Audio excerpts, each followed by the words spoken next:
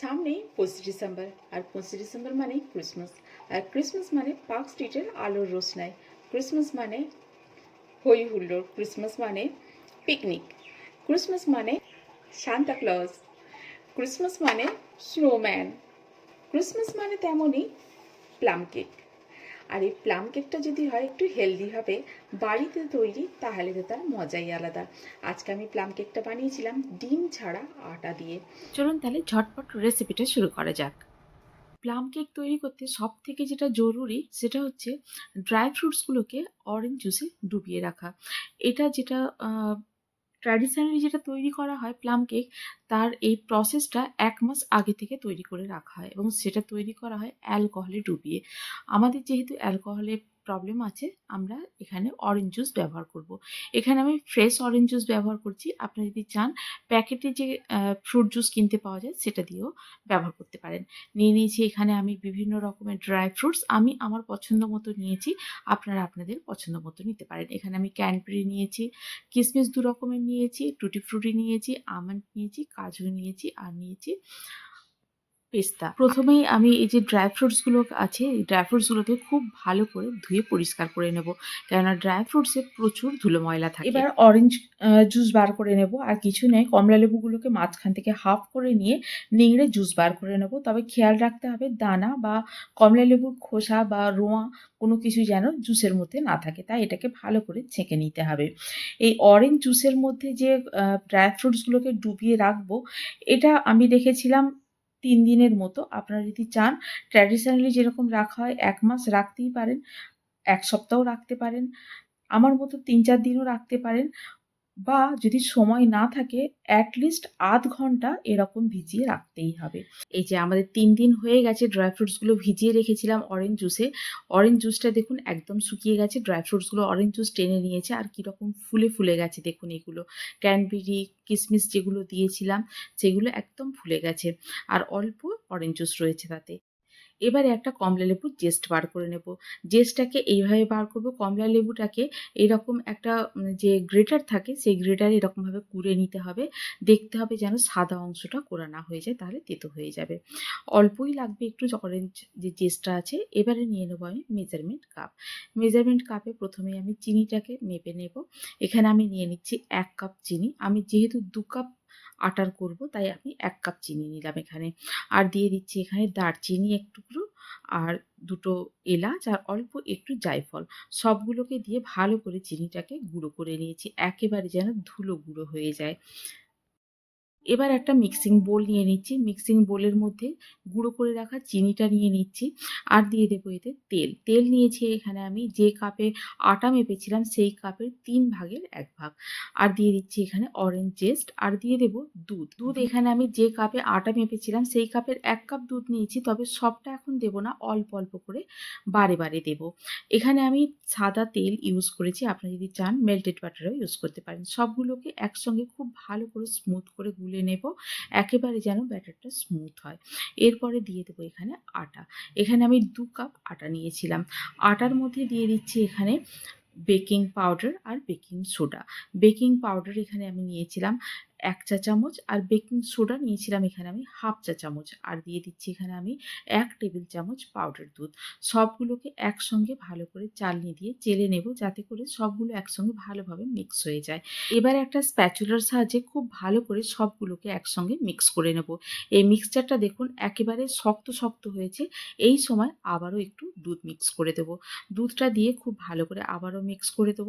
যখনই মেশাবো সবসময় কিন্তু এইরকমভাবেই মেশাতে হবে, ফোল্ড করে কাট করতে হবে।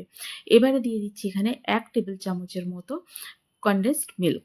সেই জন্যে চিনিটা একটু আমি কম করে দিয়েছিলাম। আপনারা যদি কনডেন্সড মিল্ক না দেন তাহলে চিনিটা একটু বাড়িয়ে দেবেন। কনডেন্সড মিল্কটা কিন্তু একেবারে অপশনাল। আপনারা যদি চান দিতে পারেন, যদি না চান তাহলে স্কিপ করতে পারেন।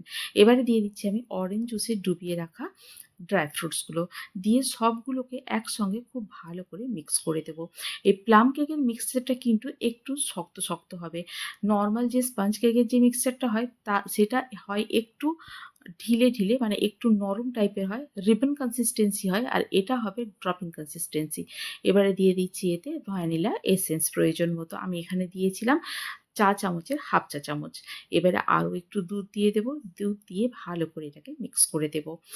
যখনই মিক্স করব সবসময় মনে রাখবেন কিন্তু ফোল্ড করে কাট করতে হবে। এবারে দিয়ে দিচ্ছি এখানে ভিনিগার। ভিনিগার দিতে হবে এখানে হাফ চা চামচের মতো। ভিনিগারটা দেয়া এই জন্যে যে এই ভিনিগারটা বেকিং পাউডার আর বেকিং সোডার সঙ্গে খুব ভালো করে রিঅ্যাক্ট করে কেকটাকে ফুলতে সাহায্য করবে। এই দেখুন মিক্সচারটা এই রকমভাবে কনসিস্টেন্সিটা হবে, ড্রপিং কনসিস্টেন্সি। এবারে একটা মোল্ড নিয়ে নেব, কেকের মোল্ড। এতে দিয়ে দিচ্ছি তেল। তেলটাকে খুব ভালো করে চারিদিকে মাখিয়ে নিচ্ছি। আপনারা ব্রাশ দিয়েও মাখাতে পারেন, আমি এখানে হাত দিয়েই মাখিয়ে নিচ্ছি। এবারে ময়দা ভালো করে ডাস্ট করে নেব। আপনারা যদি চান ময়দা ডাস্টের বদলে এখানে বাটার পেপারও ইউজ করতে পারেন, তবে বাটার পেপার ইউজ করলেও কিন্তু তেলটা আপনাকে দিতে হবে, তেল বা বাটার আপনাকে ইউজ করতেই হবে। এক্সট্রা ময়দাটাকে ঝেড়ে ফেলে দিয়ে এবারে কেকের যে ব্যাটারটা ছিল সেটা মোল্ডের মধ্যে দিয়ে দিলাম। একটু সমান করে দেবো ওপর থেকে, আর অবশ্যই কিন্তু ট্যাপ করতে হবে।